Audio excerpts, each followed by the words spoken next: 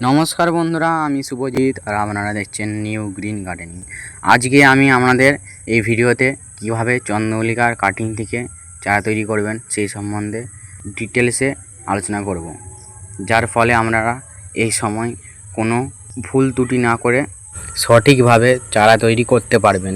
অনেকেই বা ভাববেন যে এত আগে থেকে চারা তৈরির কারণ কি, বা অনেকেই জানবেন এত আগে থেকে চারা তৈরির কারণ।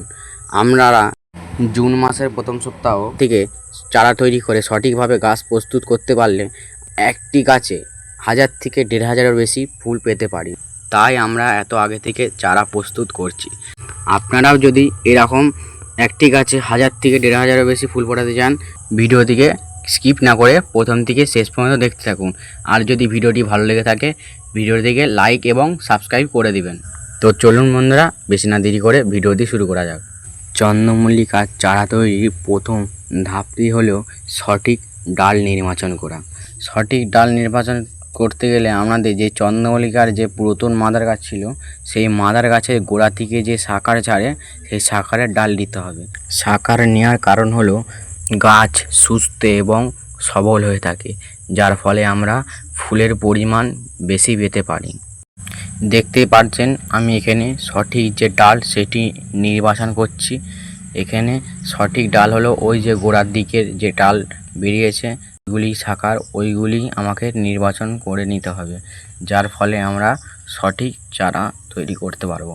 ওই যে ডালটি দেখতে পাচ্ছেন ওইটি হচ্ছে গোড়ার যে ডাল, সেই ডাল। তাছাড়াও আমার যে এই মাদার গাছ আছে দেখতে পাচ্ছেন, এই মাদার গাছের যে গোড়া থেকে যে ডাল বেরিয়েছে সেই ডালই আমি নেব। আমি এখন একটি ডাল কেটে নেব। ওই দিকে একটি সরু ডাল ছিল, সেই ডালটিকে আমি বেছে নিয়েছি। এই যে দেখতেই পাচ্ছেন এই ডালটি মিনিমাম আপনাকে 3 থেকে 4 ইঞ্চির মতন রেখে ডালটিকে কাটতে হবে। যে সব পাতা গোড়ার পাতা কেটে নিতে হবে, যার ফলে আমার যে চারা পচে মরার ভয় থাকবে না, পাতাগুলি থাকলে পচে যাওয়ার ভয় থাকবে। এবং চারাটিকে ছুঁচালোভাবে কেটে নিতে হবে, যার ফলে চারাটি রোপণ করতে সুবিধা হয়। দেখতেই পাচ্ছেন বন্ধুরা, এরমভাবে আমি কেটে নিয়েছি। আরও যে সকল গাছ আছে আমার, সেই সব গাছ থেকে একটি করে ডাল আমি নিয়ে নেবো। সঠিক ডাল বেছে নিয়ে নেবেন। পুরো ভিডিওটা সম্পূর্ণ দেখতে থাকুন। এই যে আমি 3টি ডাল কেটে নিয়েছি। এই ডালগুলিকে এখন আপনারা একটি ছায়া জায়গায় রেখে দেবেন। এরপর এই যে আমি যে এই ডালগুলিকে 5 দিন আগে বালির মধ্যে পুঁতে দিয়েছিলাম, এই ডালগুলি এখন সতেজ আছে। দেখতে পাচ্ছেন ওই ধারেরগুলি আগে পুঁতেছিলাম আর এই ধারেরগুলি 5 দিন আগে পুঁতেছিলাম। এই গাছগুলিকে একটি তুলে দেখাচ্ছি কত সুন্দর শিক হচ্ছে। এই গাছটি দেখতেই পাচ্ছেন, ভালো করে দেখুন, ছোট ছোট শিক বেরিয়েছে। একটু ভালো করে দেখলেই বুঝতে পারবেন যে ছোট ছোট শিক বেরোচ্ছে। এর ফলে আমি স্যাঙ্গুন হয়ে গেছিলাম, এখন শিক বের করা সম্ভব। আপনাদেরকে প্রথমে এক টব বালি নিয়ে নিতে হবে। বালিটিকে 4 থেকে 5 বার ভালো করে ধুয়ে নেবেন এবং বালিটিকে ফাঙ্গিসাইড জল দিয়ে আর একবার ধুয়ে নেবেন। একটি মগেতে হাফ মগ জল দিয়ে 1 চামচের মতন ফাঙ্গিসাইড মিশিয়ে ভালো করে জলটিকে ঘাঁটিয়ে নেবেন। দিয়ে চন্দ্রমল্লিকা যে ডালগুলো কেটেছিলাম সেই ডালগুলিকে ভালো করে 2 মিনিট ভিজিয়ে রাখবেন, তাহলে গাছটি ফাঙ্গাস আক্রমণের কোনো ভয় থাকবে না। ভিজিয়ে রাখার পর সেই ডালগুলিকে নিয়ে যেখানে বস করাবেন সেই পাত্রে নিয়ে যে একটি এখানে আমি শিক বার করার জন্যে একটি পাউডার পাওয়া যায়, সেই পাউডারটি এখানে ব্যবহার করব। এই পাউডারটির নাম হলো কাটিং অ্যাড।